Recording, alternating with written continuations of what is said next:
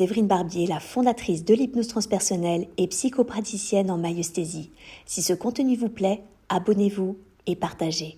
Belle écoute.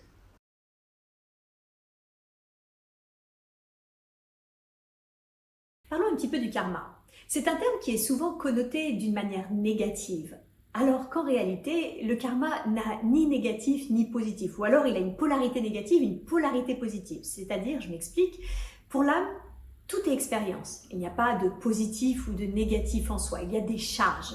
Et chaque expérience a une charge, polarité négative, polarité positive.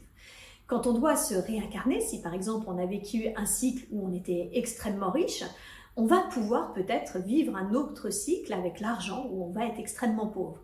Nous, d'un point de vue incarné, on va voir ça comme quelque chose de négatif. Alors pour l'âme, qui ne juge rien et pour qui tout est expérience, elle verra juste les deux faces d'une même pièce, à savoir le cycle de l'argent qu'elle doit expérimenter sous toutes ses formes. C'est vraiment une loi naturelle qui est mécanique et que l'on régule constamment.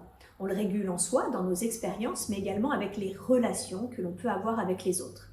Et la façon la plus facile de réguler justement notre karma, eh bien c'est tout simplement soit dans notre enfance, avec notre famille, nos parents, mais également ensuite quand on est en couple, avec nos conjoints et nos enfants.